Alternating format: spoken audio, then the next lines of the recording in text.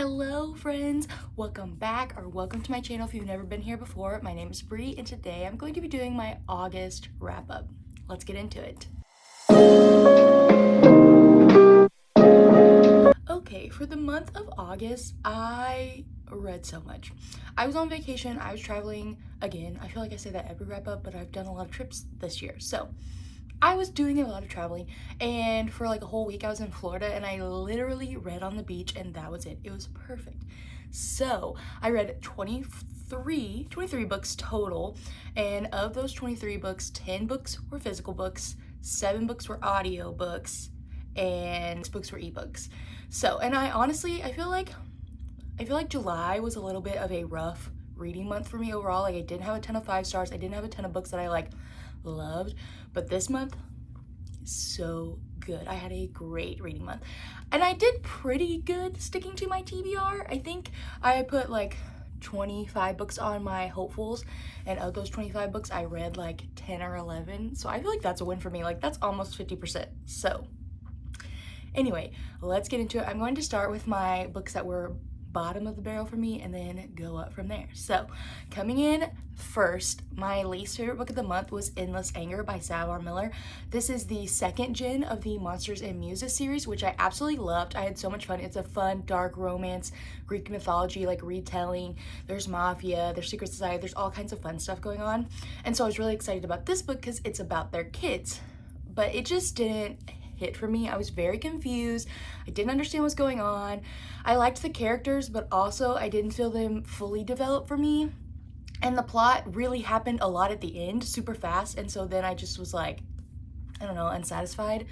Overall, it was 2 stars, but I think the next book's going to be better and the characters have me really intrigued. So I'll probably continue on just to see where it lines up. The next 2-star read for me was Overruled by Lana Ferguson. I think Lana Ferguson books just aren't for me. I've only really liked one of her books, and that was The Fake Mate, and the rest of them have all been 2 or 3 stars. Like they just have not worked for me. So I think this is a me problem. I listened to this on audio and the audio was good, but I just didn't care about the characters. I didn't care about the plot. And also, like as a lawyer, I really was annoyed with things because like a lot of things they were saying are not how the law works. And so I feel like I'm a person that doesn't need my books to be super realistic unless it's the job I work in, because then it bugs me because I'm like, no, that's not how things work. So that really bugged me. And my next 2-star-ish read was The Perfect Divorce. I gave this actually 2.5 stars. I had the same problem with it that I had with Overruled, where it was about lawyers and they were saying things that are not true. Like they were calling everything unconstitutional, and I was like, that's not how this works.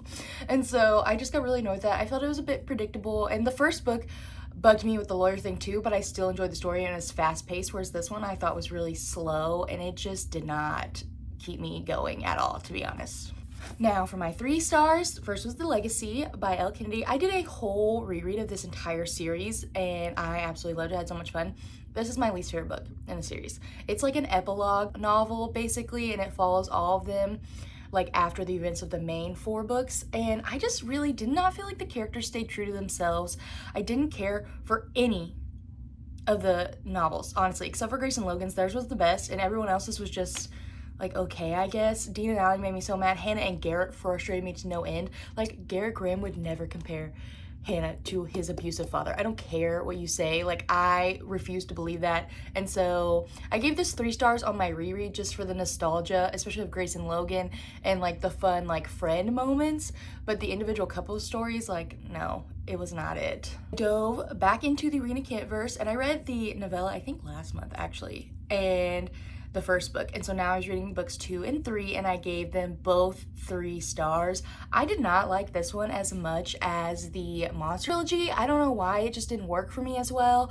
Like Adrian and Leah were fine, but I wasn't obsessed with them. I was really confused for a lot of it. I just don't feel like the way it was executed worked for me, but I have friends who loved it and they loved the way it was executed and like the surprise part of it. So I think it's just a me thing, but yeah, this was not my favorite mafia romance. The next 3-star read I had was The Love Haters by Catherine Center. I listened to this on audio. I gave it 3.5 stars. I really enjoyed it. It's not my favorite, but I don't, like Catherine Center's a little hit or miss for me. The first book I read from her, I absolutely hated. And then I read The Bodyguard, which is also read this month, and I gave that 4 stars and I really enjoyed it. Highly recommend. The audio was fantastic. So after reading The Bodyguard and loving it, I picked up The Love Haters on audio, and it just did not hit the same for me. Like, I don't know why, but I still really enjoyed it. So I gave it 3.5. I also like my dad scuba dives, so like I knew a lot of the terminology and things that went into that. So I think that upped my enjoyment of this. And I was in the Florida Keys while I was listening to this book set in the Florida Keys. So I think that that all added to make me enjoy it a lot more. But overall, it's a solid romance, just not like anything to blow your mind. My next 4-star was The Deal by Elle Kennedy. I love this book. Hannah and Garrett are some of my all-time favorite characters. This book got me into sports romance. It's a fun time. It's silly. It's goofy. It's laugh out loud funny. Fake dating, reformed playboy. They both have traumatic things in their past and they come together to deal with them as a couple. I love this. Also, I love the cartoon cover updates. I'm just obsessed. The next 4-star was The Mistake. The first time I read this, I gave this only 3 stars. Like, I wasn't super obsessed with Grace and Logan. However, on my reread, I loved their story. I think I was just in a better mood to read it this time versus when I read it the first time several years ago. I loved the groveling. I also really liked that the groveling in this book is more silly and goofy and fun. I feel like a lot of times the groveling is so serious and intense, and this was perfect for college students. Like, they're just out here having a good time. I love Grace and Logan. I love this story. So much fun. My next 4-star was The Goal, which is the final main book in the Off-Campus series. This follows Sabrina and Tucker. This is accidental pregnancy, which we know that I absolutely love. And again, the first time I read this, I didn't love it. I gave it 3 stars. However, I relate to Sabrina a lot, and a lot of the things that I don't always love about myself are the things that are like I relate to in Sabrina. So I feel like that's why the first time I read it, I wasn't like as obsessed with it, because I was getting so frustrated with her the way I get frustrated with myself. But now rereading it 4 years later, when I've matured and come along, like, I loved it so much. I loved the way Tucker loved her. I loved the way that she wanted to be a mom, but also wanted to be ambitious. Honestly, just everything about this worked for me. 4 stars. My next 4-star of the month was Accomplice to the Villain. I absolutely ate this up. I'm loving this series. I will say I wish I had reread books 1 and 2 before I picked this up, because there were times when I was a little confused because I forgot some of the big plot points. But I wasn't so confused to where I couldn't still keep up with the story. I love that all of these side characters got a lot more development in this one than in previous books, and I love that we finally got some movement on the romantic side. Like, things were happening, not as much as I want, but the villain and Evie were moving. They were making things happen. I loved the twist at the end. It went a different way than what I was expecting, and I ate that up. I thought it was so good. I cannot wait to see where the next book goes. I already talked about it a little bit, but The Bodyguard was another 4-star read for me. I listened to this on audio. I really liked it. This is my favorite Catherine Center book so far. I thought it was really unique. I thought the premise was fun. I do think it's very unrealistic, and there were things that she was doing as the bodyguard after saying she was so impressive that didn't make sense to me, because I was like, what do you mean you're gonna go into a river and swim knowing that you can't swim very well and that rivers have currents and then have to be rescued by your client? Like, obviously, like, that drove me a little crazy, but I didn't care because I was having such a good time and it was so fun, and the twist at the end got me. Like, I wasn't expecting that, and I thought it was fun for a little romance book. The next 4-star was Falling Stars by Lex Martin. I absolutely loved this book. I love Lex Martin's writing. I feel like she's super underrated. If you love sports romance, if you love all the different kinds of tropes, especially single dads or single moms, a lot of her books have to do with that. I highly recommend the Varsity Dads series first. I absolutely ate that up series, and this one spins off of that, and this is the second book in this series, and I loved it. This is childhood best friends. She's always been in love with him, pining. She gets pregnant. He has an injury from his NFL career and comes home to rehabilitate. They start being together and they get together, and it's amazing. Like, sparks are flying. I ate it up. I love seeing him become a dad, and I love seeing her like fight for like what she deserves and being like, no, like, if we're gonna do this, we're gonna do it right. Everything about it was so good. My next 4-star read was This Is Why We Lied by Karen Slaughter. This is the last Will Trent book that's out, although I think more will eventually come. And I ate it up. I love a Will Trent book. I've been listening to these on audios for almost a year now, I think. And they're the perfect like police procedural thriller romantic suspense books for me, because it has a little bit of everything. It has the thriller, it has the police, it has the suspense, it has the romance. It's so good. These characters are so dynamic and so easy to like fall in love with. Even the side characters that don't get a lot of screen time, like I ate it up. This one I will say is probably one of the darker ones, and the ending kind of made me a little sick to my stomach, but it resolved in a good way. So my next 4-star book of the month was Lessons in Heartbreak by Carla Sorensen. Just like with Lex Martin, I feel like Carla Sorensen is very underrated. I haven't read a ton of her backlist, but all of the books I have read have been 4 or 5 stars. Like, I just think she writes the perfect, like, not even low stakes, because some of her books have low stakes, but just like easy to read sports romances. Like, they pull you in, they're so much fun, they're all like less than 400, 300 pages, so they're super easy to read, and I just devour them. I loved this one. This is NFL superstar. He's moving to his town because he has beef with his twin brother. He doesn't want to play in the division with him. He's gotten into trouble with the media, so his agent's like, go stay at my house and lie low until we get your next contract signed. He goes to this small town. Turns out his neighbor girl that he used to be kind of obsessed with is living there. He sees her. She always had a crush on his twin brother, and she's a little awkward. She doesn't know how to date really, and so she asks him for lessons in how to date and be intimate with people. And so this all happens. They fall in love, obviously. I loved reading it. I love the family dynamics. I loved the romance between Ruby and Griffin. It was just a fun time. I did a mix of audio and physical for this one, and I really, really enjoyed it. If you have Kindle Unlimited, it also comes with the free audio, so that's just something you should know. I gave this 4 stars.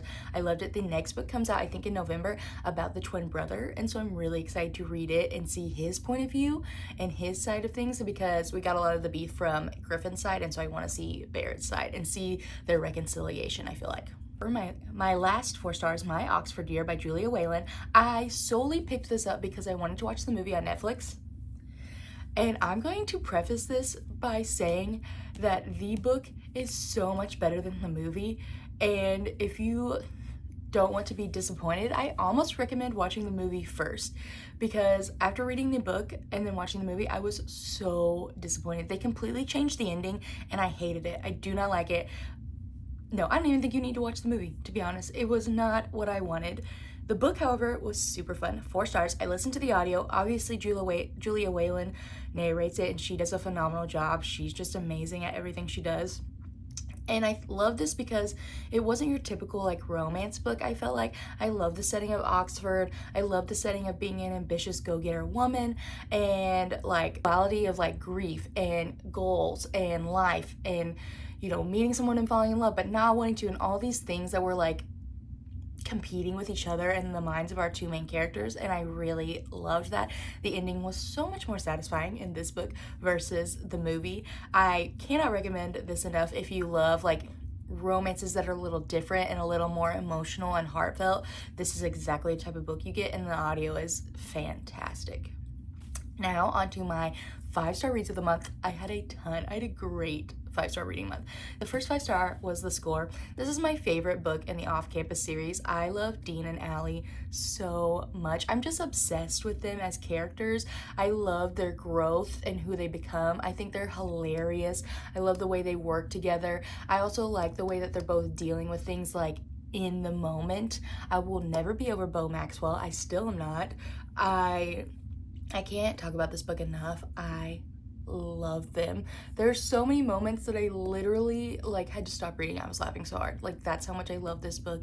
It's my favorite in the Off-Campus, and honestly I think it's my favorite Elle Kennedy book, period. It just works for me. It does. My next 5-star read was Crazy Love by Willow Astor. This is the 5th and final book in the Silver Dad's Playbook series, and I will say that this series has not, I liked this series a lot. All the books were 3 to 4 stars, but this was my only 5 stars in the series, whereas the Landmark Mountain series, which is the original series that this series like kind of spun off of, I gave every book like 4 or 5 stars in the Landmark Mountain. Like, I loved it so much. And so I went into this one and I haven't really like connected with these characters as much as I thought.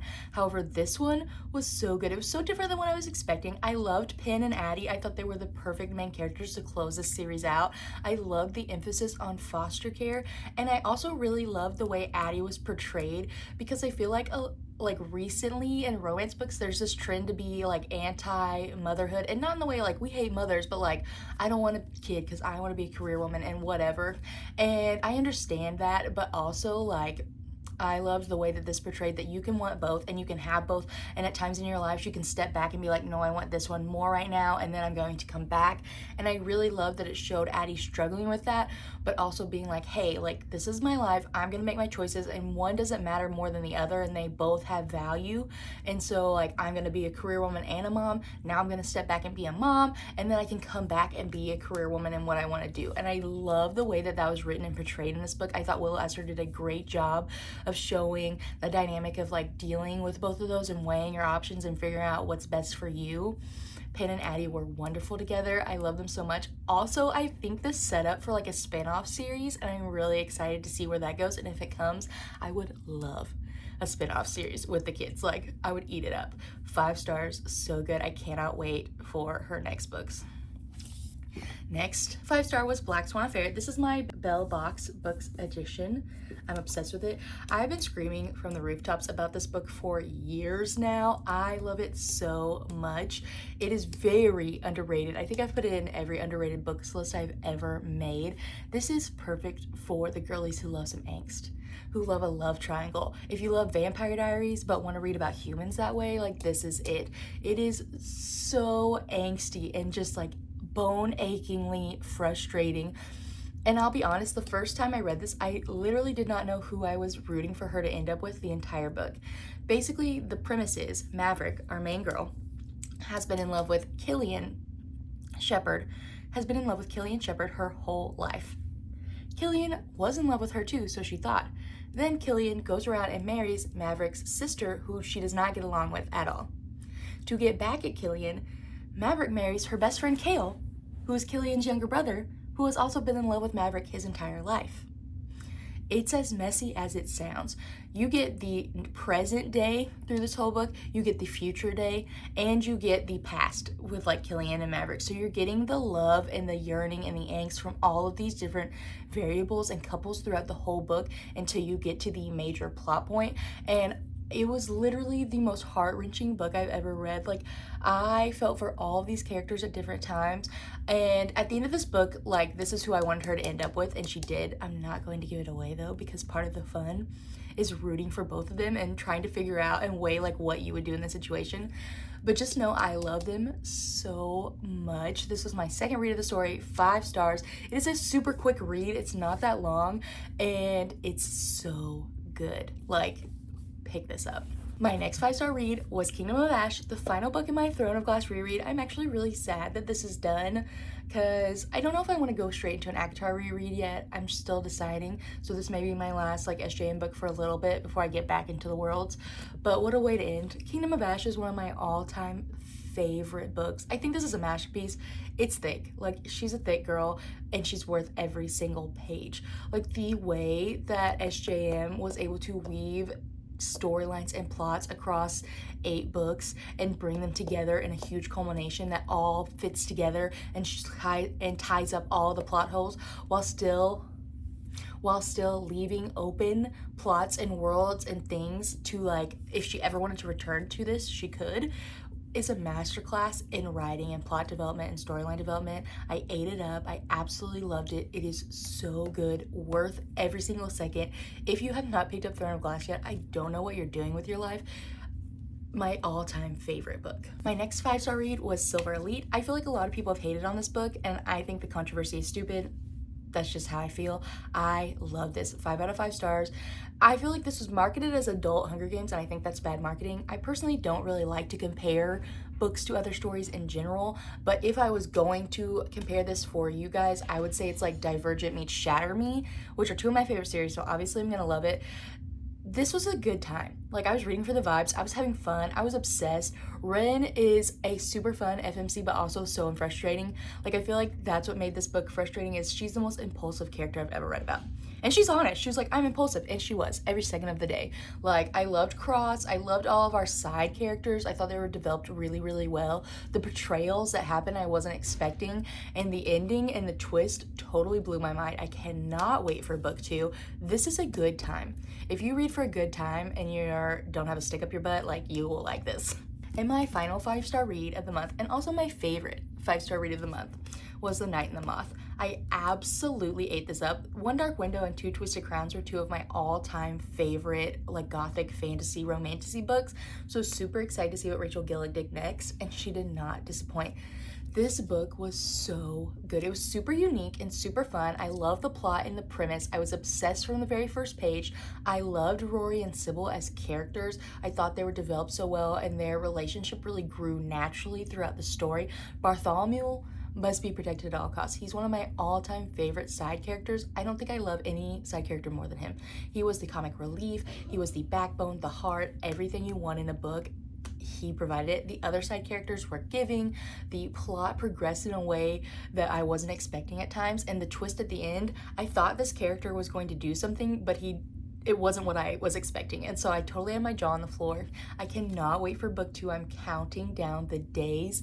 If you love atmospheric gothic fantasy reads, like, I don't know why you haven't picked this up yet, because it's so worth it. 5 out of 5 stars. Amazing. Okay, this was filmed way later in the day because as I was editing this video, I realized I never included Slapshot by Chelsea Curto. My bad. Anyway, this book was 5 stars. This is the 3rd book in the DC Stars series, and I absolutely loved it. It was so much fun. Hudson's kind of been in the background this whole series, and I kind of knew he was going to be my favorite, so super excited to get to his story, and it did not disappoint. This was romantic obsession, pining, friends to lovers, single mom, forced proximity, employer, employee, so many things that I love. And it just made this book amazing. Like, I loved Hudson and Madeline. I thought they were so much fun. I loved his relationship with her daughter. I loved the protectiveness of Hudson towards her. The found family in this series is unmatched. This has been my favorite so far of the series, and I cannot wait for the next book either. The little tidbits we got about that has me so excited. Honestly, if you love hockey romance, you need to read this series. It is just so much fun. And that is all of the books I read in August. Let me know what you think. If you've read any of these books, what you thought of them. Don't forget to like, comment, and subscribe, and I will see you guys soon.